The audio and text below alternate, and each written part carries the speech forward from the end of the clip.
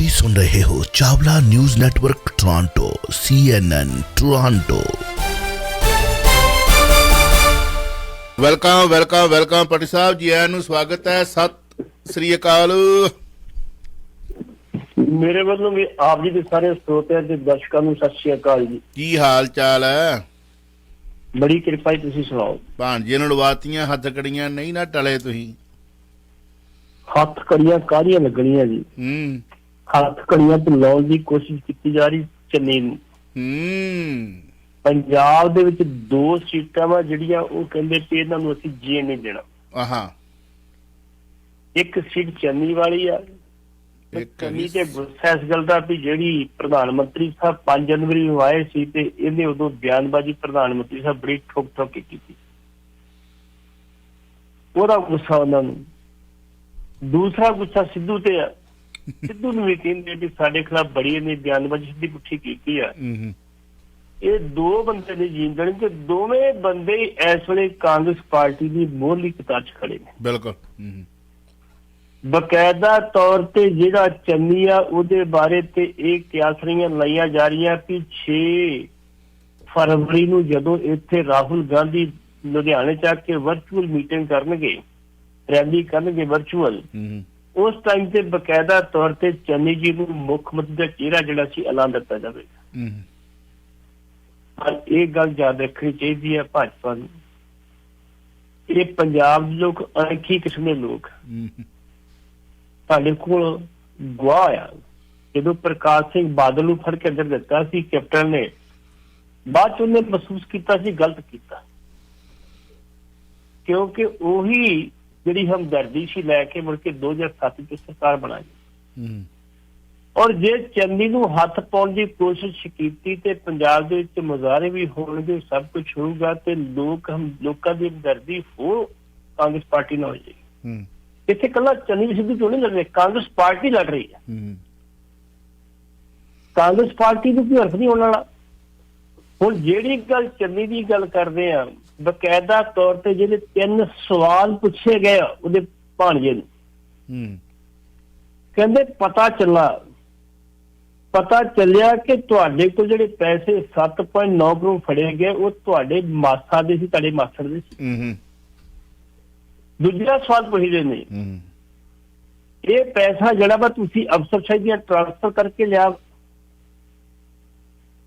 ਤੀਜਾ ਸਵਾਲ ਪੁੱਛਦੇ ਆ ਕਿ ਜਿਹੜਾ ਤੁਸੀਂ ਖਰੀਦ ਦਾ ਕਾਰੋਬਾਰ ਕਰ ਰਹੇ ਹੋ ਉਹ ਬਕਾਇਦਾ ਤੌਰ ਤੇ ਤੁਸੀਂ ਜਿਹੜਾ ਆਪਣੇ ਮਾਸਾ ਨੂੰ ਜਿਹੜਾ ਤੁਸੀਂ ਸ਼ੇਅਰ ਹੋਲਡਰ ਜੀ। ਮਤਲਬ 3 ਸਵਾਲ ਜਿਹੜੇ ਆ ਉਹ ਮੁੱਖ ਮੰਤਰੀ ਤੇ ਕੇਂਦਰਿਤ ਕੀਤੇ ਗਏ। ਇਹ ਸਵਾਲ ਵੀ ਪੁੱਛੇ ਜਾ ਸਕਦੇ ਸੀ ਵੀ ਇਹ ਪੈਸੇ ਤੁਹਾਡੇ ਕੋਲ ਕਿੱਥੋਂ ਆਏ, ਕਿਵੇਂ ਆਏ, ਕਿਹੜੇ ਸੋਰਸ ਸਨ। ਜਿਹੜਾ ਰੇਤ ਖਨਨ ਤੁਸੀਂ ਕਰਦੇ ਰਹੇ ਹੋ, ਰੇਤ ਦੀਆਂ ਖੱਡਾਂ ਦੇ ਉੱਤੇ ਨਜਾਇਜ਼ ਮਾਈਨਿੰਗ ਕਰਦੇ ਰਹੇ ਹੋ, ਉਹ ਤੁਸੀਂ ਕਿਹਦੇ ਕਹਿਣ ਤੇ? ਇਹ ਸਵਾਲ ਏਦਾਂ ਪੁੱਛੇ ਜਾ ਸਕਦੇ ਸੀ। ਸਿੱਧਾ ਇਹ ਪੁੱਛਣਾ ਵੀ ਤੁਸੀਂ ਆਪਣੇ ਮਾਸਟਰ ਨੇ ਸਵਾਲ ਉਹਦੇ ਮੁੱਖ ਮੰਤਰੀ ਦੇ ਕੇਂਦਰ ਤੇ ਕੀਤੇ।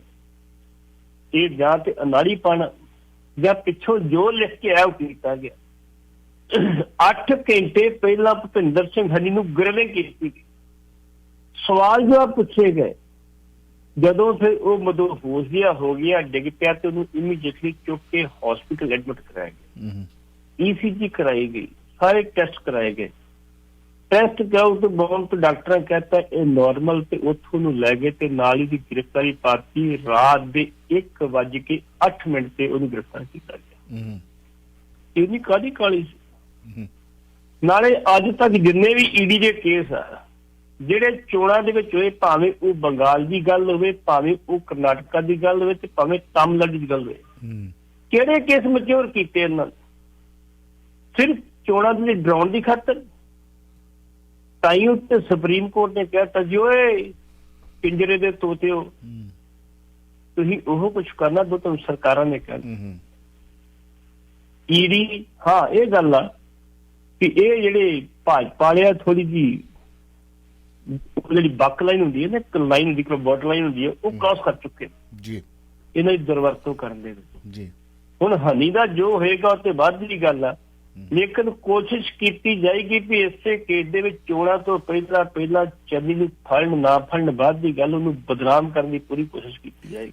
ਸਵਾਲ ਇਹ ਪੈਦਾ ਹੁੰਦਾ, ਸਵਾਲ ਪੱਟੀ ਸਾਹਿਬ ਇਹ ਪੈਦਾ ਹੁੰਦਾ ਕਿ ਜਦੋਂ ਕਿਤੇ ਇਹੋ ਜਿਹੇ ਨੇਤਾ, ਮੈਂ ਕਿਸੇ ਦਾ ਕੋਈ ਦੋਖੀ ਨਹੀਂ, ਐਗਜ਼ਾਮਪਲ ਦੇ ਤੌਰ ਤੇ Bikramjit Singh Majithia high Z security ਆ ਉਹਨਾਂ ਕੋਲ, ਠੀਕ ਹੈ ਜੀ ਜੀ, ਪੁਲਿਸ ਲੱਭਦੀ ਫਿਰਦੀ ਉਹ ਰੂਪ ਪੁੱਛੋਗੇ, ਬਿਲਕੁਲ ਜੀ ਬਿਲਕੁਲ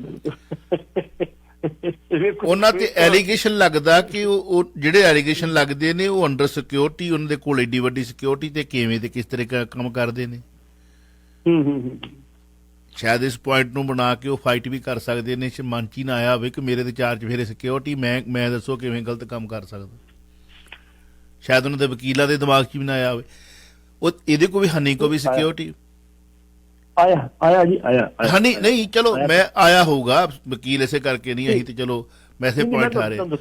ਹਨੀ ਕੋ ਸਿਕਿਉਰਿਟੀ ਹੈ, ਔਰ ਸਿਕਿਉਰਿਟੀ ਦੇ ਹੁੰਦਿਆਂ ਉਹਦੇ ਉਹ ਕਿਹਨੂੰ ਮਿਲਦਾ, ਕਿਵੇਂ ਮਿਲਦਾ, ਸਿਕਿਉਰਿਟੀ ਕੋਈ ਪੁੱਛਗਿੱਛ ਹੋ ਸਕਦੀ ਹੈ ਵੀ ਇਹ ਕਿੱਥੋਂ ਆਇਆ ਪੈਸਾ, ਤੁਸੀਂ ਇਹਦੇ ਨਾਲ ਸਿਕਿਉਰਿਟੀ 'ਚ ਰਹਿੰਦੇ ਹੋ, ਰਾਤ ਨੂੰ ਵੀ ਰਹਿੰਦੇ ਹੋ, ਸਵੇਰੇ ਵੀ ਰਹਿੰਦੇ ਹੋ, ਜਾਂ ਰਾਤ ਨੂੰ ਤੁਹਾਨੂੰ ਸੁੱਤੇ ਪਿਆ ਛੱਡ ਕੇ ਨਿਕਲ ਜਾਂਦਾ, ਕਿੱਥੇ ਜਾਂਦਾ, ਕਿਹੜਾ ਮਿਲਦਾ, ਕੌਣ ਮਿਲਦਾ, ਕੌਣ ਆਇਆ ਸੀ ਇਹਨਾਂ 3 ਮਹੀਨਿਆਂ ਦੇ ਵਿੱਚ। ਸੋ ਬਹੁਤ ਕੁਝ, ਜੇ ਤੇ ਦੁੱਧ ਦਾ ਦੁੱਧ ਪਾਣੀ ਦਾ ਪਾਣੀ ਕਰਨਾ ਫਿਰ ਤੇ ਬਹੁਤ ਕੁਝ ਹੋ ਸਕਦਾ, ਜੇ ਨਹੀਂ ਕਰਨਾ ਬਸ ਜਿਵੇਂ ਤੁਸੀਂ ਕਿਹਾ ਕਿ ਧੌਣ ਤੇ ਗੋਡਾ ਹੀ ਰੱਖਣਾ ਤੇ ਫਿਰ ਗੱਲ ਵੱਖਰੀ ਹੈ। ਹਾਂਜੀ ਪਲੀਜ਼। 12 ਜਨਵਰੀ ਨੂੰ ਜਦੋਂ ਬਕਾਇਦਾ ਤੌਰ ਤੇ ਮਜੀਠੀਏ ਦੀ ਸਿੱਟ ਨੇ ਪੁੱਛ ਪੜਤਾਲ ਕੀਤੀ ਹੈ ਤੇ ਜਵਾਬ ਕੀ ਦਿੱਤਾ ਮਜੀਠੀਏ ਨੇ, ਉਹਨੂੰ ਕਿਹਾ ਗਿਆ ਵੀ ਜੇ ਤੇਰੇ ਗਨਮੈਨ ਸੀ ਕੀ ਸੱਤੇ ਤੇ ਪਿੰਡੀ ਦਾ ਜਾਂਦੇ ਸੀਗੇ, ਕਹਿੰਦਾ ਮੈਨੂੰ ਕੀ ਪਤਾ ਜੀ, ਤੁਸੀਂ ਆਪਣੀ ਪੁਲਿਸ ਤੇ ਸਿਕਿਉਰਿਟੀ ਢਾਡੀ, ਤੁਸੀਂ ਪੁੱਛ ਲਓ ਪੁਲਿਸ ਨੂੰ। ਜਿਹਦੇ ਕਰਕੇ ਫਿਰ ਜਿਹੜਾ ਸੀ ਉਹਦੀਆਂ ਜਿਹੜੇ ਬਕਾਇਦਾ ਤੌਰ ਤੇ ਸਿੱਟ ਨੂੰ ਕਹਿਣਾ ਪਿਆ ਵੀ ਸਾਨੂੰ ਇਹ ਸਹਿਯੋਗ ਨਹੀਂ ਕਰਦਾ।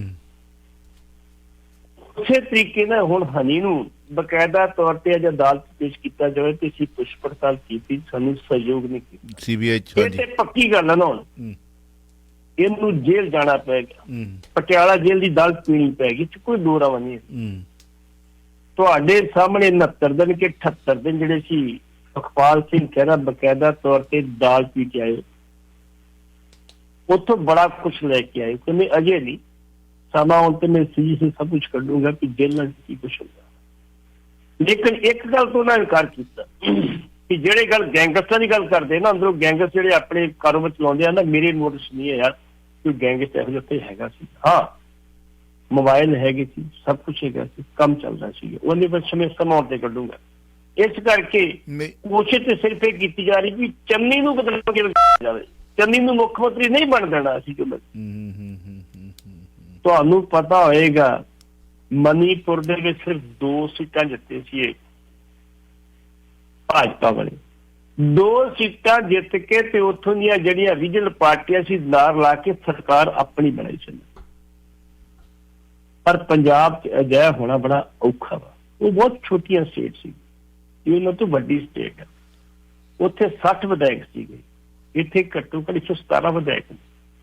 ਕੋਸ਼ਿਸ਼ ਇਹਨਾਂ ਦੀ ਇਹੀ ਹੈ ਕਿਉਂ ਕੈਪਟਨ ਅਮਰਿੰਦਰ ਸਿੰਘ ਬਾਰ-ਬਾਰ ਕਹਿ ਰਹੇ ਆਖਿਰਕਾਰ ਸਰਕਾਰ ਤੇ ਸਾਡੀ ਬਣਨੀ ਹੈ ਨਾ, ਆਖਿਰਕਾਰ ਸਰਕਾਰ ਤੇ ਸਾਡੀ ਬਣਨੀ ਹੈ। ਇਹਦਾ ਮਤਲਬ ਵੀ ਅੰਦਰ ਖਾਤੇ ਕੋਈ ਖਿਚੜੀ ਪਕਾ ਕੇ ਬੈਠੇ, ਜਿਵੇਂ ਚੰਡੀਗੜ੍ਹ ਦੀ ਜਿਹੜੀ ਨਗਰ ਨਿਗਮ ਸੀ ਉੱਥੇ ਪਹਿਲਾਂ ਹੀ ਕਹਿ ਦਿੱਤਾ ਸੀ, ਇਕਬਾਲ ਸਿੰਘ ਲਾਲਪੁਰਾ ਨੇ ਕਹਿ ਦਿੱਤਾ ਸੀ, ਹਰਜੀਤ ਗਰੇਵਾਲ ਨੇ ਕਹਿ ਦਿੱਤਾ ਸੀ, 1-2 ਲੀਡਰ ਨੇ ਕਹਿਤਾ ਵੀ ਜੋ ਮਰਜ਼ੀ ਉਹਦੀ ਮੇਅਰ ਸਾਡਾ ਬਣੇਗਾ, ਭਾਵੇਂ ਵੱਡੀ ਪਾਰਟੀ ਬਣ ਕੇ ਆਈ ਆ ਆਪ ਸਾਡਾ ਬਣੇਗੀ। ਉਸੇ ਪੈਟਰਨ ਤੇ ਹੁਣ ਇਹ ਲੀਡਰ ਕਹਿ ਰਹੇ ਨੇ, ਕੈਪਟਨ ਅਮਰਿੰਦਰ ਸਿੰਘ ਵਰਗੇ ਕਹਿ ਰਹੇ ਨੇ ਸਰਕਾਰ ਸਾਡੀ ਬਾਣੀ ਜੋ ਮਰਜ਼ੀ ਕਰੇ ਜੀ। ਚਲੋ ਵੌਇਸ ਆਫ ਸਿਟੀ 1320 AM ਤੇ ਜਦੋਂ ਸਰਕਾਰ ਬਣੇਗੀ ਆਪਾਂ ਖਬਰਾਂ ਸੁਣਾ ਦੇਵਾਂਗੇ, ਫਿਰ ਵੇਖਾਂ। ਬਿਲਕੁਲ ਜਾਵਾਂਗੇ। ਸਾਡਾ ਤੇ ਸਾਡੀਆਂ ਸਾਰੀਆਂ ਪਾਰਟੀਆਂ ਦੇ ਨਾਲ ਜਦੋਂ ਕੋਈ ਸਹੀ ਕਹਿੰਦਾ ਸਹੀ ਬੋਲ ਦਿੰਦੇ ਤੇ ਗਲਤ ਕਹਿੰਦਾ ਗਲਤ ਬੋਲ ਦਿੰਦੇ ਆ, ਠੀਕ ਹੈ ਨਾ ਜੀ। ਸਾਰੀਆਂ ਪਾਰਟੀਆਂ ਦਾਗੀ ਉਮੀਦਵਾਰਾਂ ਤੇ ਹੋਈਆਂ ਮਿਹਰਬਾਨ। ਹਾਂਜੀ ਆ ਮਾਮੂ ਜੀ ਆਏ ਸੀ, ਮਾਮੂ ਜੀ ਸਾਰੀਆਂ ਪਾਰਟੀਆਂ ਦਾ ਜਿਗਰ ਆ, ਕਾਲ ਕਰ ਲਓ ਪੱਟੀ ਸਾਹਿਬ ਨਾਲ ਵੀ। ਗੁਰਦੀਪ ਸਿੰਘ ਮਾਮੂ ਨੇ ਆਮ ਆਦਮੀ ਪਾਰਟੀ ਦੇ ਬੜੇ ਵੱਡੇ, ਅੱਛਾ ਜੇ ਕਹਿ ਦੀ ਸਿਪਾ ਸਲਾਰ ਤੇ ਫੇਰ ਬੜੇ ਖੁਸ਼ ਹੋਣਾ, ਮੈਂ ਸਿਪਾਹੀ ਆ ਆਮ ਆਦਮੀ ਪਾਰਟੀ ਦਾ, ਕਾਂਗਰਸ ਦਾ, ਭਾਜਪਾ ਦਾ, ਅਕਾਲੀ ਦਾ। ਜੇ ਕਹਿ ਦਈਏ ਵੀ ਭਗਤ ਤੋਂ ਫੇਰ ਮਿਰਚਾਂ ਲੱਗਦੀਆਂ। ਸਾਰੀਆਂ ਪਾਰਟੀਆਂ ਦਾਗੀ ਉਮੀਦਵਾਰਾਂ ਤੇ ਹੋਈਆਂ ਮਿਹਰਬਾਰ 292 ਉਮੀਦਵਾਰਾਂ ਤੇ ਖੇਡਿਆ ਗਿਆ ਦਾ। ਮਾਮੂ ਜੀ 905 813 1320 ਖਾਲੀ ਹੈ ਹੁਣ ਕਰ ਲੋ ਕਾਲ। ਹਾਂਜੀ ਬਕਾਇਦਾ ਤੌਰ ਤੇ ਅਕਾਲੀ ਦਲ ਨੇ 63 ਦਾਗੀ ਉਮੀਦਵਾਰਾਂ ਨੂੰ ਟਿਕਟਾਂ ਦਿੱਤੀਆਂ ਨੇ। ਆਮ ਆਦਮੀ ਪਾਰਟੀ ਨੇ 58 ਦਾਗੀ ਉਮੀਦਵਾਰਾਂ ਨੂੰ ਟਿਕਟਾਂ ਦਿੱਤੀਆਂ ਨੇ। ਇੱਕ ਨਹੀਂ ਦੋ ਨਹੀਂ ਅਸੀਂ ਨਹੀਂ ਕਹਿ ਰਹੇ, ਜਿਹੜਾ ਰਿਕਾਰਡ ਇਹਨਾਂ ਨੇ ਚੋਣ ਕਮਿਸ਼ਨ ਦਿੱਤਾ ਉਹਦੇ ਬਿਹਾਫ ਤੇ ਕਹਿ ਰਹੇ। 58 ਉਹ ਰਿਕਾਰਡ ਬੋਲ ਰਿਹਾ ਇਹਨਾਂ ਦਾ। ਕਾਂਗਰਸ ਨੇ 15 ਨੂੰ ਦਿੱਤੀਆਂ ਤੇ ਬਹੁਜਨ ਸਮਾਜ ਪਾਰਟੀ ਨੇ ਵੀ ਆਪਣੇ 2 ਉਮੀਦਵਾਰ ਨੂੰ ਟਿਕਟਾਂ ਦਿੱਤੀਆਂ। ਇੱਕ ਨਹੀਂ ਦੋ ਨਹੀਂ 29 ਦੂੰ 58। ਆਜ਼ਾਦ 129 ਉਮੀਦਵਾਰ ਨੇ ਜਿਹੜੇ ਦਾਗੀ ਨੇ, ਜਿਨ੍ਹਾਂ ਨੇ ਆਪਣੇ ਫਾਰਮ ਭਰੇ। ਲਿਖਿਆ ਵੀ ਮੇਰੇ ਖਿਲਾਫ ਆ ਮੁਕੱਦਮਾ ਚੱਲਦਾ ਜੇ, ਇਸ ਕੇਸ ਮੈਨੂੰ ਸਜ਼ਾ ਹੋ ਚੁੱਕੀ ਸੀ, ਮੈਂ ਚੋਣ ਲੜਨ ਵਾਸਤੇ ਮੈਦਾਨੇ ਜੰਗ 'ਚ ਹੈ। ਤੇ ਬਾਕੀ ਦੇ ਜਿਹੜੇ ਬਾਕੀ ਦੇ ਬੱਚੇ ਨੇ ਉਹਨਾਂ ਦੇ ਉੱਤੇ 144 ਦੀ ਉਲੰਘਣਾ ਕਰਦੇ ਧਾਰਾ 188 ਦੇ ਕੇਸ ਦਰਜ ਕੀਤੇ ਗਏ। ਉਹਨਾਂ ਦੇ ਵਿੱਚ ਭਗਵੰਤ ਮਾਨ ਵੀ ਸ਼ਾਮਲ ਨੇ, ਉਹਨਾਂ ਦੇ ਵੀ ਕੇਸ ਦਰਜ ਹੈ। ਇਸੇ ਕਰਕੇ ਪਾਰਟੀਆਂ ਜਿਹੜੀਆਂ ਵਾ ਦਾਗੀ ਉਮੀਦਵਾਰ ਨੂੰ ਟਿਕਟਾਂ ਦੇਣ ਦੀ ਕੀ ਮਜਬੂਰੀ ਹੈ, ਤੁਹਾਨੂੰ ਹੀ ਪਤਾ ਤੇ ਸਾਨੂੰ ਹੀ ਪਤਾ। ਚਲੋ ਉਮੀਦਵਾਰ ਵੱਲੋਂ ਗਲ ਵਿੱਚ ਜੁੱਤੀਆਂ ਦਾ ਹਾਰ ਪਾ ਕੇ ਪ੍ਰਚਾਰ ਕੀਤਾ ਜਾ ਰਿਹਾ ਕੀ ਹੈ ਮਾਮਲਾ? ਬਿਲਕੁਲ ਜੀ, ਬਿਲਕੁਲ ਬਿਲਕੁਲ ਬਿਲਕੁਲ। ਕਿਆ ਬਾਤ ਹੈ, ਲੋਕੀ ਜੁੱਤੀਆਂ ਦਾ ਹਾਰ ਦੂਜਿਆਂ ਦੀ ਗੱਲ ਪਾਉਂਦੇ, ਆਪਣੀ ਗੱਲ 'ਚ ਪਾ ਕੇ ਤੇਰੇ ਫਿਰਦਾ ਭਲਵਾਨ। ਭਲਵਾਨ ਜੀ ਹੋਇਆ। ਉੱਤਰ ਪ੍ਰਦੇਸ਼ ਦੇ ਅਲੀਗੜ੍ਹ ਦੇ ਇੱਕ ਵਿਧਾਨ ਸਭਾ ਹਲਕਾ, ਉੱਥੋਂ ਆਜ਼ਾਦ ਉਮੀਦਵਾਰ ਕੇਸ਼ਵ ਦੇ ਪੰਡਤ ਦਾ ਨਾਮ, ਉਹਨੂੰ ਚੋਣ ਨਿਸ਼ਾਨ ਜੁੱਤਾ ਮਿਲਿਆ। ਜਦੋਂ ਜੁੱਤੀ ਚੋਣ ਨਿਸ਼ਾਨ ਮਿਲ ਗਿਆ ਤੇ ਉਹਨੇ ਸੋਚਿਆ ਵੀ ਇਹਦਾ ਹੁਣ ਫਾਇਦਾ ਠਾਉ। ਉਹਨੇ ਜੁੱਤੀਆਂ ਦਾ ਇੱਕ ਹਾਰ ਬਣਾਇਆ, ਆਪਣੇ ਗਲ 'ਚ ਪਾਇਆ ਤੇ ਪ੍ਰਚਾਰ ਕੀਤਾ, ਭਾਈ ਮੋਹਰ ਜੁੱਤੀ ਤੇ ਲਾਇਆ, ਮੇਰਾ ਚੋਣ ਨਿਸ਼ਾਨ ਜੁੱਤੀ। ਤੇ ਨਾਲ ਇਹ ਗੱਲ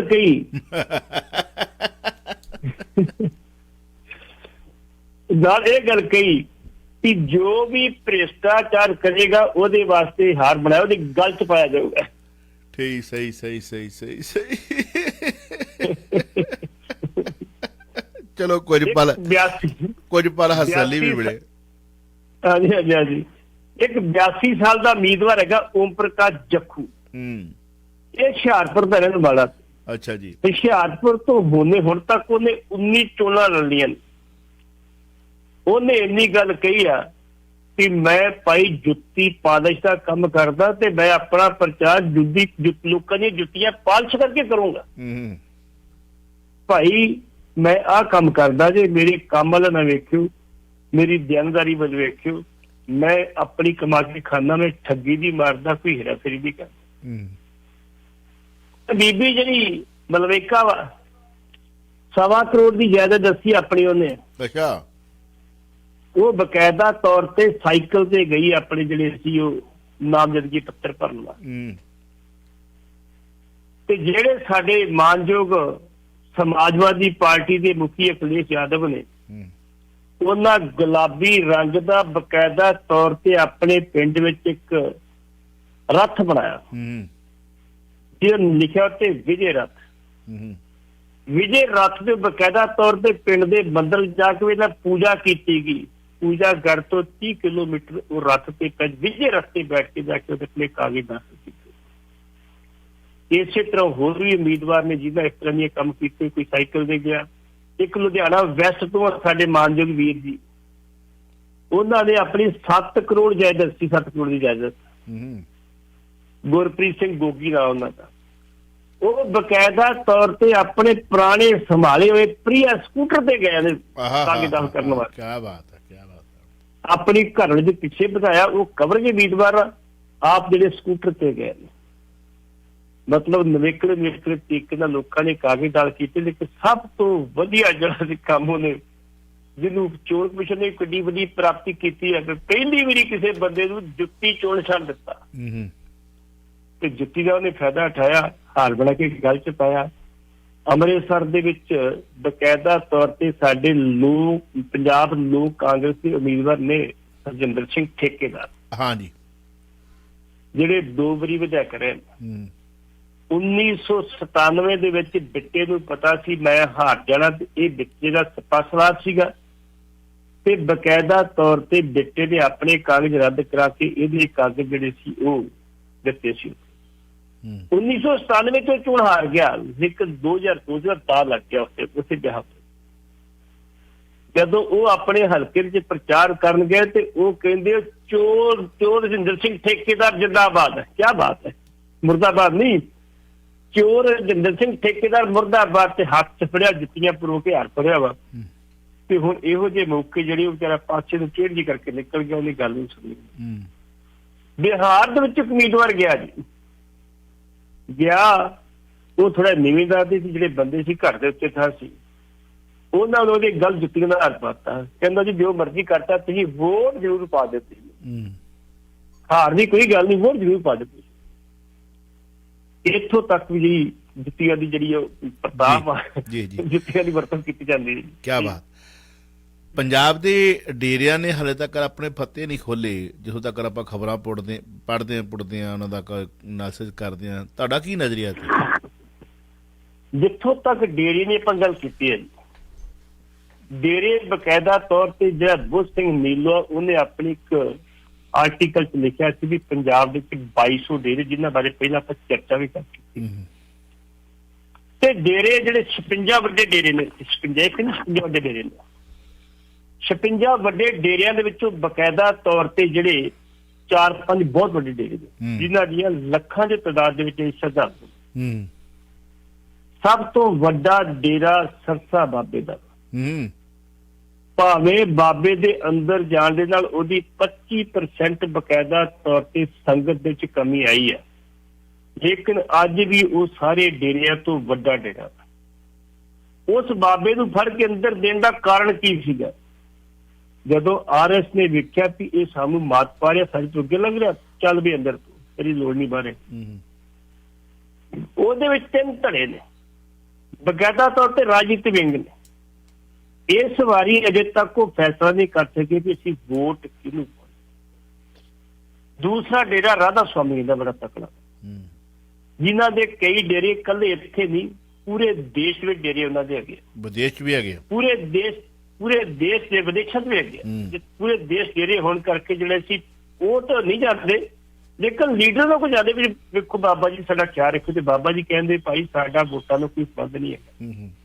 ਮੋਗੇ ਦੇ ਵਿੱਚ ਬਕਾਇਦਾ ਤੌਰ ਤੇ ਸਾਰੇ ਪਾਰਟੀਆਂ ਲੀਡਰ ਬੈਠੇ ਸੀ ਸੰਗਤ ਦੇ ਵਿੱਚ, ਉਹਨਾਂ ਨੇ ਸਟੇਜ ਤੋਂ ਕਹਿਤਾ ਜੀ ਸਾਡਾ ਕਿਸੇ ਪਾਰਟੀ ਨਾਲ ਕੋਈ ਸੰਬੰਧ ਨਹੀਂ, ਅਸੀਂ ਆਪਣੇ ਕਿਸੇ ਵੀ ਪੈਰੋਕਾਰ ਨੂੰ ਇਹ ਨਹੀਂ ਕਹਿੰਦੇ ਕਿ ਸਾਡੀ ਪਾਰਟੀ ਨੂੰ ਵੋਟ ਪਾਏ, ਇਹ ਤੁਹਾਡੀ ਮਰਜ਼ੀ ਹੈ, ਜਿਹਨੂੰ ਵੋਟ ਪਾਉਣੀ ਪਾਓ, ਨਹੀਂ ਪੜੀ ਨਾ ਪਾਓ, ਸਾਨੂੰ ਤਾਂ ਲੈਣਾ ਚਾਹੀਦਾ।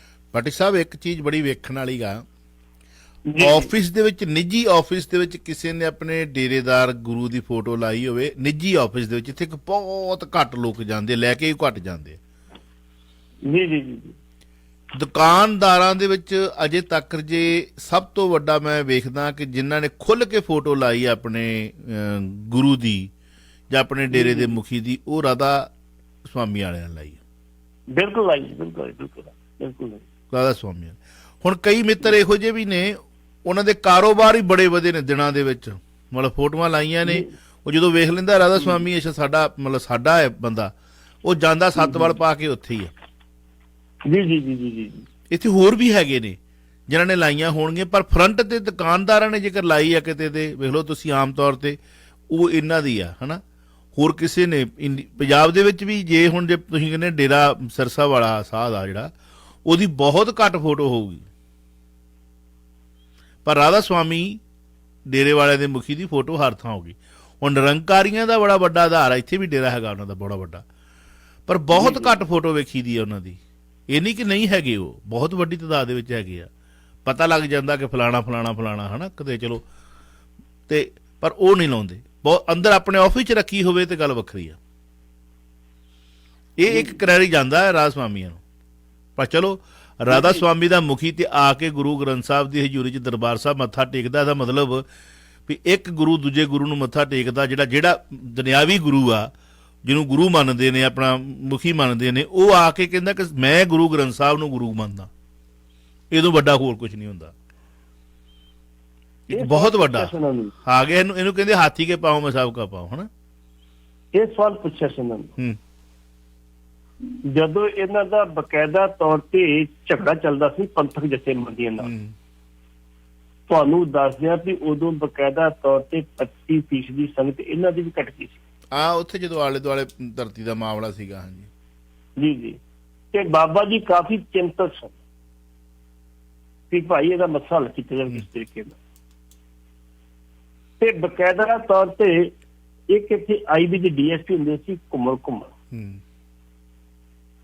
ਹੁਣ ਮੇਰਾ ਦਫ਼ਤਰ ਦਰਬਾਰ ਸਾਹਿਬ ਦੇ ਕੋਲ ਆਮ ਤੌਰ ਤੇ ਅਫਸਰ ਹੁੰਦੇ ਜਾਂਦੇ, ਚਲੋ ਯਾਰ ਪੱਟੀ ਕੋ ਚੱਲਦੇ, ਚਾਹ ਪੀ ਜਾਂਦੇ, ਗੱਲਾਂ ਬਾਤਾਂ ਕਰਦੇ ਆ ਜਾਂਦੇ ਆ, ਮੇਰੇ ਸਾਰੇ ਆ ਜਾਂਦੇ। ਚਲੋ ਅਸੀਂ ਜਿੰਨੀ ਜੋਗੇ ਕਿ ਚਾਹ ਪਾਣੀ ਪਿਆਉਂਦੇ ਅਗਲਿਆਂ ਨੂੰ। ਜੇ ਪ੍ਰਸ਼ਾਦਾ ਛਕਣਾ ਵਾ ਤੇ ਅਸੀਂ ਲੰਗਰ ਤੇ ਪ੍ਰਸ਼ਾਦਾ ਜਗ੍ਹਾ ਛਕਾ ਦਿੱਤਾ ਉਹਨਾਂ ਨੂੰ, ਲਓ ਜੀ ਲੰਗਰ ਵਾਸਤੇ ਛਕਾ ਤੁਹਾਨੂੰ। ਉਹਨੇ ਕੀ ਕਿਹਾ ਕਿ ਮੈਨੂੰ ਕਹਿੰਦਾ ਪੱਟੀ ਸਾਹਿਬ ਸਾਡੀ ਤੁਸੀਂ ਮਦਦ ਨਹੀਂ ਕਰਦੇ, ਕਿ ਸਾਡੀ ਬੜੀ ਬੇਇੱਜ਼ਤੀ ਕਰਦੇ ਸਾਡੇ ਅਫਸਰ। ਮੈਂ ਕੀ ਗੱਲ ਹੋ ਗਈ ਕਹਿੰਦੇ ਉਹਨੂੰ, ਕਹਿੰਦੇ ਮੈਂ ਕਿਹਾ ਵੀ ਇਹ ਤਾਂ ਕੰਮ ਬੜਾ ਸੌਖਾ ਜਿਹਾ, ਗੁਰਦੁਆਰਾ ਬਣਾ ਦਿਓ ਉੱਥੇ, ਇਹ ਬੜਾ ਕੰਮ ਹੈਗਾ। ਉਹ ਕਹਿੰਦਾ ਗੁਰਦੁਆਰਾ ਨਹੀਂ ਬਣ ਸਕਦਾ। ਮੈਂ ਕਿਹਾ ਮੈਂ ਦੱਸਦਾ ਬਣ ਸਕਦਾ। 1977 ਦੇ ਵਿੱਚ ਜਦੋਂ ਮੈਂ ਕਾਲਜ ਪੜ੍ਹਦਾ ਸੀ ਤੇ ਸਾਡਾ ਕੈਂਪ ਲੱਗਾ ਸੀ ਬਿਆਸ NCC ਦਾ, ਤੇ ਅਸੀਂ ਬਕਾਇਦਾ ਤੌਰ ਤੇ ਉੱਥੇ ਆਪਣੇ ਯੂਨੀਫਾਰਮ ਪਾ ਕੇ ਉੱਥੇ ਗਏ ਸੀ। ਬਾਬਾ ਚਰਨ ਸਿੰਘ ਉਦੋਂ ਉੱਥੇ ਡੇਰੇ ਦੇ ਮੁਖੀ ਸਨ ਤੇ ਬਕਾਇਦਾ ਤੌਰ ਤੇ ਇੱਕ ਜਿਹੜੀ 15 ਫੁੱਟ ਉੱਚੀ ਜਿਹੜੀ ਸੀ ਨਾ ਸਟੇਜ ਬਣੀ ਤੇ ਗੁਰੂ ਸਾਹਿਬ ਦਾ ਪ੍ਰਕਾਸ਼ ਕੀਤਾ ਹੋਇਆ। ਹਾਂਜੀ 10 ਫੁੱਟ ਦੀ ਸਟੇਜ ਦੇ ਉੱਤੇ ਬਾਬਾ ਜੀ ਬੈਠੇ ਸੀ, ਉੱਥੋਂ ਤੁਕ ਪੜੀ ਜਾਂਦੀ ਸੀ ਤੇ ਬਾਬਾ ਜੀ ਉਹਦੀ ਜਿਹੜੀ ਸੀ ਵਿਆਖਿਆ। ਜੀ ਜੇ ਉੱਥੇ ਗੁਰੂ ਗ੍ਰੰਥ ਸਾਹਿਬ ਉਦੋਂ ਰੱਖਿਆ ਜਾ ਸਕਦਾ, ਉਦੋਂ ਰੱਖਿਆ ਜਾ ਸਕਦਾ। ਬਿਲਕੁਲ। ਉਹ ਮੈਨੂੰ ਕਹਿੰਦਾ 1 ਮਿੰਟ ਜੀ। ਉਹਨੇ ਬਾਹਰ ਜਾ ਕੇ ਆਪਣੇ ਅਫਸਰ ਨਾਲ ਗੱਲ ਕੀਤੀ ਵੀ ਆਹ ਗੱਲ ਮੈਨੂੰ ਪਤਾ ਲੱਗਾ। ਉਹਨੇ ਉੱਪਰ ਗੱਲ ਕੀਤੀ।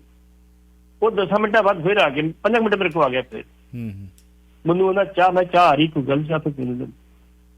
ਉਹ ਫਿਰ ਨੂੰ ਫੋਨ ਆ ਗਿਆ, ਕਹਿੰਦਾ ਜੀ ਪੱਟੀ ਸਾਹਿਬ ਨੂੰ ਕਹੋ ਮਾਨ ਸਾਹਿਬ ਨਾਲ ਗੱਲ ਕਰ। ਮੈਂ ਮਾਨ ਸਾਹਿਬ ਨਾਲ ਗੱਲ ਕੀਤੀ। ਮੈਂ ਮਾਨ ਸਾਹਿਬ ਜੇ ਉੱਥੇ ਡੇਰਾ ਦੇ ਗੁਰਦੁਆਰਾ ਬਣ ਜੇ ਫਿਰ ਆਪਾਂ ਨੂੰ ਆਪਣੀ ਜਿੱਤ ਹੋ ਗਈ, ਫਿਰ ਤੇ ਗੱਲ ਬਣ ਗਈ। ਜਿਹੜੇ ਗੁਰਦੁਆਰਾ ਬਣ ਜੇ ਫਿਰ ਚਾਹੀਦਾ ਆਪਾਂ ਨੂੰ ਕੀ ਹੈ। ਉਹ ਮੈਨੂੰ ਕਹਿੰਦਾ ਬਾਬਾ ਦਾਦੂਵਾਲ ਨਾਲ ਗੱਲ ਕਰੋ। ਮੈਂ ਦਾਦੂਵਾਲ ਨਾਲ ਗੱਲ, ਦੋਵਾਂ ਨੇ ਫੋਨ ਆਪ ਹੀ ਚੁੱਕ ਲਏ, ਕੁਦਰਤੀ ਤੇ ਕੰਮ ਹੋਣੇ ਗੱਲ। ਦਾਦੂਵਾਲ ਸਾਹਿਬ ਚੱਕ ਲੈਂਦੇ ਸੀ ਉਦੋਂ। ਹਾਂਜੀ ਮੈਂ ਬਾਬਾ ਜੀ ਆਹ ਗੱਲ ਹੈਗੀ ਆ। ਮਾਨ ਸਾਹਿਬ ਵੀ ਚੁੱਕ ਲੈਂਦੇ ਸੀ, ਦਾਦੂਵਾਲ ਸਾਹਿਬ ਵੀ ਚੁੱਕ ਲੈਂਦੇ ਸੀਗੇ। ਹਾਂਜੀ ਗੁਰਦੁਆਰਾ ਬਣ ਜੇ ਤੇ ਕਹਿੰਦੇ ਫਿਰ ਤੇ ਆਪਣੀ ਜਿੱਤ, ਫਿਰ ਕਿਹੜੀ ਗੱਲ ਹੈਗੀ। ਤੇ ਬਕਾਇਦਾ ਤੌਰ ਤੇ IB ਦਾ DG ਵਿੱਚ ਇਨਵੋਲਵ ਹੋਇਆ। ਉਹਦੇ ਚ ਉਹਨੇ ਬਾਬੇ ਦੀ ਤੇ ਮਾਨ ਦੀ, ਇਹ ਦੋਵੇਂ ਦਿੱਲੀ ਚ ਇਹਨਾਂ ਦੀ ਮੁਲਾਕਾਤ ਕਰਾਈ। ਉੱਥੇ ਬਾਬੇ ਨੇ ਕਿਹਾ ਭਾਈ ਅਸੀਂ ਗੁਰਦੁਆਰਾ ਵੀ ਬਣਾ ਦਿਆਂਗੇ, ਰਾਗੀ ਵੀ ਰੱਖਾਂਗੇ, ਅਸੀਂ ਸਭ ਕੁਝ ਬਾਰੇ ਪ੍ਰਬੰਧ ਕਰਾਂਗੇ, ਉੱਥੇ ਆਪਣੇ ਵਧੀਆ ਗੁਰਦੁਆਰਾ ਬਣਾ ਕੇ ਦਿਆਂਗੇ, ਤੁਹਾਨੂੰ ਕੋਈ ਗੱਲ ਨਹੀਂ। ਪ੍ਰਬੰਧ ਸਾਡਾ ਹੋਊਗਾ, ਖਰਚਾ ਸਾਡਾ ਹੋਊਗਾ, ਤੇ ਸਾਡੇ ਸ਼ਰਧਾਲੂਆਂ ਦੇ ਬੱਚੇ ਦੀ ਸ਼ਾਦੀਆਂ ਉੱਥੇ ਹੋਣਗੀਆਂ। ਉਹ ਗੁਰਦੁਆਰਾ ਬਣਿਆ, ਅੱਜ ਵੀ ਗੁਰਦੁਆਰਾ ਬਣਿਆ। ਪਰ ਜਿਹੜੇ ਆਲੇ ਦੁਆਲੇ ਦੇ ਲੋਕੀ ਉਠਾਏ ਗਏ ਸੀ, ਉਹਨਾਂ ਦੀ ਗੱਲ ਕਿਸੇ ਨੇ ਨਹੀਂ ਸੁਣੀ। ਆਪਾਂ ਇਹਨੂੰ ਵਾਈਂਡ ਅਪ ਕਰੀਏ ਕਿਉਂਕਿ ਤੁਸੀਂ ਸਟੋਰੀ ਸਾਨੂੰ ਸੁਣਾਈ ਹੈ ਤੇ ਆਪਾਂ ਇੱਥੇ ਗੱਲ ਕਰ ਚੁੱਕੇ ਹਾਂ ਕਿ ਆਲੇ ਦੁਆਲੇ ਦੇ ਜਿਹੜੇ ਲੋਕ ਉਜਾੜੇ ਸੀ, ਉਹਨਾਂ ਦੀ ਕਿਸੇ ਨੇ ਪੁਕਾਰ ਨਹੀਂ ਸੁਣੀ। ਉਹ ਵਿਚਾਰੇ ਕਿੱਥੇ ਗਏ ਨੇ। ਆਪਾਂ ਉਹਨਾਂ ਦਾ ਫਿਰ ਵੀ ਡੇਰੇ ਦਾ ਸਤਿਕਾਰ ਕਰਦੇ ਹਾਂ। ਆਪਾਂ ਅੱਗੇ ਚੱਲਦੇ ਹਾਂ। ਗੇਟ ਖੋਲਣਾ ਮੇਰਾ ਕੰਮ ਨਹੀਂ, ਅਗਲੀ ਵਾਰ ਮਾਰ ਦਿਆਂਗੇ ਠਾ, ਚਪੇੜ ਨਹੀਂ ਗੋਲੀ। ਇਹ ਬੇਸਿਕਲੀ ਬਿਹਾਰ ਦੀ ਗੱਲ ਹੈ।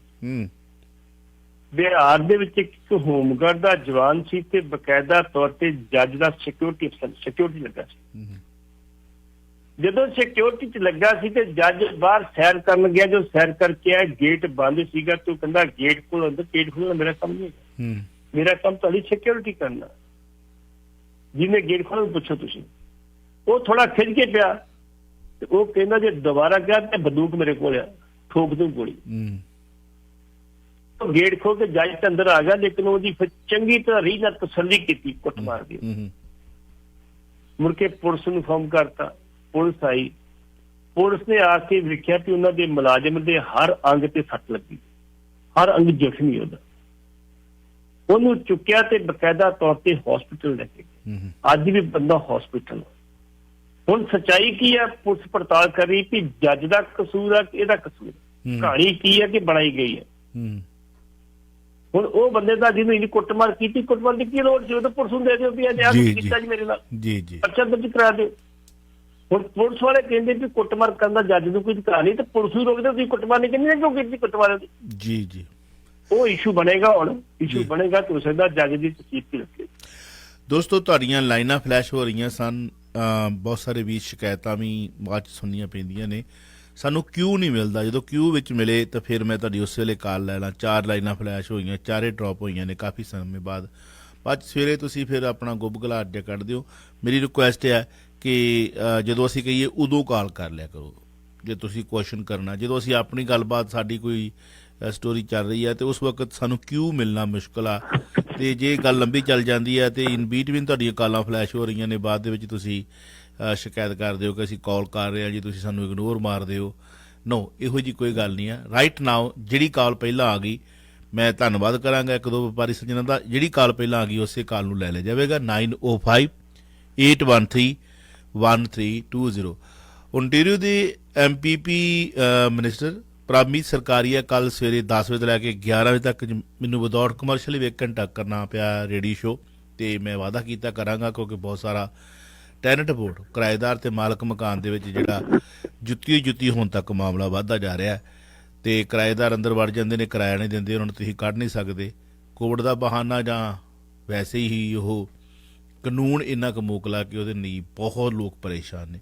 ਸੋ ਪ੍ਰਾਮੀਤ ਸਰਕਾਰੀਆ ਕੱਲ ਸਾਡੇ ਮਹਿਮਾਨ ਹੋਣਗੇ 10 ਵਜੇ ਤੋਂ ਲੈ ਕੇ 11 ਵਜੇ ਤੱਕ ਗੁੱਡ ਮਾਰਨਿੰਗ ਸ਼ੋਅ ਦੇ ਵਿੱਚ ਵਿਦਆਊਟ ਕਮਰਸ਼ੀਅਲ ਵੀ ਚੱਲੇਗਾ। ਜੇਕਰ ਤੁਸੀਂ ਆਪਣਾ ਪ੍ਰਤੀਕਰਮ ਭੇਜੋਗੇ ਤੇ ਸੂਬੇ ਦੇ ਮੁੱਖ ਮੰਤਰੀ ਦੇ ਟੇਬਲ ਤੇ ਸੋਮਵਾਰ ਨੂੰ ਵਾਅਦਾ ਹੈ ਕਿ ਪਿਆ ਹੋਵੇਗਾ ਤੇ ਉਹਦੀ ਅਮੈਂਡਮੈਂਟ ਹੋ ਜਾਵੇਗੀ। ਇਹ ਮੇਰਾ ਤੁਹਾਡੇ ਨਾਲ ਵਾਅਦਾ ਹੈ। ਜੇ ਆਪਾਂ ਆਵਾਜ਼ ਪੂਰੇ ਜ਼ੋਰ ਸ਼ੋਰ ਦੇ ਨਾਲ ਪਹੁੰਚਾ ਦਿੱਤੀ, ਕੱਲ ਤੁਸੀਂ ਕਾਲ ਕਰ ਦਿੱਤੀਆਂ ਕਿ ਸਾਡੇ ਨਾਲ ਇੰਨੇ ਚਿਰ ਤੋਂ ਦਗਾ ਕਮਾ ਰਹੇ ਨੇ ਕਿਰਾਏਦਾਰ, ਸਾਨੂੰ ਧਮਕੀਆਂ ਵੀ ਦੇ ਰਹੇ ਨੇ, ਇੱਥੋਂ ਤੱਕ ਨੌਬਤ ਆ ਚੁੱਕੀ ਹੈ ਭੱਟੀ ਸਾਹਿਬ ਇੱਥੇ ਕਿ ਕਿਰਾਏ ਤੇ ਮਕਾਨ ਦੇ ਕੇ ਜਿਨ੍ਹਾਂ ਲੋਕਾਂ ਨੇ ਕ੍ਰੈਡਿਟ ਲਾਈਨ ਆਫ ਕ੍ਰੈਡਿਟ ਘਰ ਦੇ ਅਗੇਂਸਟ ਪੈਸੇ, ਮੰਨ ਲਓ ਜਿਹੜਾ ਬੰਦਾ ਆਇਆ ਉਹਦੀ ਘਰ ਦੀ ਕੀਮਤ ਵੱਗੀ, ਉਹਨੂੰ ਬੈਂਕ ਕਹਿੰਦੀ ਤੇਰੀ ਘਰ ਦੀ ਕੀਮਤ ਇੰਨੀ ਹੈ, ਇੰਨੇ ਕਿ ਤੈਨੂੰ ਪੈਸੇ ਦਿੰਦੇ, ਜਿੱਥੇ ਮਰਜ਼ੀ ਖਰਚ ਲਾ, ਤੂੰ ਵਪਾਰ ਵਪੂਰ ਸ਼ੁਰੂ ਕਰਨਾ ਤੇ ਲੈ ਲਾ। ਘਰ ਦੇ ਅਗੇਂਸਟ ਕਰਜ਼ਾ, ਮਤਲਬ ਲੋਕਾਂ ਨੇ ਕਿਰਾਏ ਤੇ ਮਕਾਨ ਦਿੱਤੇ ਹੋਏ ਲੈ ਕੇ। ਹੁਣ ਮਕਾਨ ਮਾਲਕ ਨੇ ਹੈਵ ਟੂ ਹੈਵ ਐਵਰੀ ਪਹਿਲੀ ਨੂੰ ਉਹਦੀ ਕਿਸ਼ਤ ਦੇਣੀ ਹੈ, ਮੌਰਗੇਜ ਪੇ ਕਰਨੀ ਹੈ ਬੈਂਕ ਨੂੰ। ਜੇ 2 ਮੌਰਗੇਜਾਂ ਨਹੀਂ ਕਰਦਾ, ਤੀਜੀ ਮੌਰਗੇਜ ਤੇ ਬੈਂਕ ਉਹਦਾ ਘਰ ਵੇਚਣ ਤੇ ਲਾ ਸਕਦਾ ਡਿਫਾਲਟਰ ਕਰਕੇ। ਸਿਟੀ ਨੂੰ ਪ੍ਰੋਪਰਟੀ ਟੈਕਸ ਪ੍ਰੋਪਰ ਜਾ ਰਿਹਾ। ਕਿਸੇ ਵੇਲੇ ਮਕਾਨ ਮਾਲਕ ਨੇ ਜੇ ਉਹਦੇ ਨਾਲ ਕੰਟਰੈਕਟ ਕੀਤਾ ਕਿ ਬਿੱਲ ਬੱਤੀਆਂ ਇਨਕਲੂਡ ਨੇ, ਬਿਜਲੀ ਪਾਣੀ ਸਾਰਾ ਇਨਕਲੂਡ ਹੈ, ਤੇ ਉਹਦੇ ਬਿੱਲ ਵੀ ਪੇ ਕਰਨੇ ਪੈਣੇ ਆ। ਬੱਤੀ ਤੁਸੀਂ ਬੰਦ ਨਹੀਂ ਕਰ ਸਕਦੇ, ਤੁਹਾਡਾ ਡਿਸਪਿਊਟ ਚੱਲਦਾ ਪਿਆ ਵਾ ਕੋਰਟ ਦੇ ਵਿੱਚ। ਕੋਰਟ 6 ਮਹੀਨੇ 7 ਮਹੀਨੇ 8 ਮਹੀਨੇ ਤੁਹਾਨੂੰ ਤਰੀਕ ਦੇਵੇ ਚਾਹੇ ਨਾ ਦੇਵੇ, ਉਹ ਕਿਰਾਇਆ ਦੇਵੇ ਚਾਹੇ ਨਾ ਦੇਵੇ, ਤੁਸੀਂ ਬਿੱਲ ਬੱਤੀਆਂ ਵੀ ਪੇ ਕਰਨੀਆਂ, ਨਹੀਂ ਤਾਂ ਤੁਹਾਡੇ ਤੇ ਕੇਸ ਹੋਰ ਲੱਗ ਜਾਣਾ, ਬੇਵਕੀਲ ਦੀ ਜੇਬ ਭਰਨੀ ਪੈਣੀ। ਇੰਨੇ ਲੋਕ ਦੁਖੀ ਨੇ, ਪਰੇਸ਼ਾਨੀਆਂ ਨੇ। ਜਦੋਂ ਕਾਨੂੰਨ ਬਣੇ ਸੀ ਚੰਗੇ ਲੋਕਾਂ ਲਈ, ਚੰਗੇ ਲੋਕ ਰਹਿੰਦੇ ਸੀ, ਉਹਨਾਂ ਨੂੰ ਨਹੀਂ ਸੀ ਪਤਾ ਵੀ ਚੰਗੇ ਵੀ ਆਉਣਗੇ ਤੇ ਨਾਲ ਗੰਦੇ ਵੀ ਆਉਣਗੇ, ਹਾਂਜੀ ਭੂਤ ਵੀ ਆਉਣਗੇ। ਸੋ ਉਹਨਾਂ ਭੂਤਨਿਆਂ ਨੇ ਆ ਕੇ ਭੂਤਨੀ ਭੁਲਾਈ ਹੋਈ ਹੈ। ਸੋ ਇਸ ਕਰਕੇ ਅਸੀਂ ਇਹ ਟਾਕ ਸ਼ੋ ਸਵੇਰੇ ਕਰਨਾ ਹੈ। ਸੋ ਅਗਲੀ ਕਾਲ 905-813-1320 ਤੇ ਆ ਸਕਦੀ, ਜੇ ਕੋਈ ਆ ਗਈ ਤਾਂ ਠੀਕ। ਅੱਛਾ, ਇੱਕ ਹੋਰ ਮਸਲਾ ਉੱਥੇ ਉੱਠ ਰਿਹਾ ਬੜਾ ਵੱਡਾ ਕਿ ਸਕੂਲ ਬੰਦ ਕਰਨ ਤੇ ਮਾਲ ਖੁੱਲੇ ਹੋਏ ਨੇ, ਮਾਲ ਜਿਹੜੇ ਨੇ, ਤੇ ਸਕੂਲ ਬੰਦ ਨੇ। ਬੱਚਿਆਂ ਦੀ ਐਜੂਕੇਸ਼ਨ ਤੇ ਬੜਾ ਅਸਰ ਪੈ ਰਿਹਾ। 2 ਸਾਲ ਹੋ ਗਏ ਨੇ ਆਲਮੋਸਟ, ਮੇਰਾ ਤੀਜਾ ਵੀ ਇਸੇ ਤਰ੍ਹਾਂ ਲੰਘ ਜਾਣਾ ਲੱਗਦਾ ਮੈਨੂੰ। ਭਾਰਤੀ ਕਿਸਾਨ ਯੂਨੀਅਨ ਉਗਰਾਹਾਂ ਨੇ 4 ਫਰਵਰੀ ਤੇ ਰੋਸ ਹਫ਼ਤਾ ਬਣਾਉਣ ਦਾ ਐਲਾਨ ਕੀਤਾ। ਕੀ ਕਹਿਣਾ ਚਾਹੋਗੇ? ਪਹਿਲਾਂ ਕਾਲ ਲੈ ਲਈ ਆਪਾਂ। ਹੈਲੋ, ਲਓ ਜੀ, ਜਿਵੇਂ ਮੈਂ ਕਿਹਾ ਸੀ ਕਿ ਪਹਿਲਾਂ ਆਉਂਦੇ ਕਾਲ ਲੈ ਲਾਂਗੇ, ਚਲੋ ਕੱਟੀ ਗਈ। ਹਾਂਜੀ 9606, ਹਾਂਜੀ।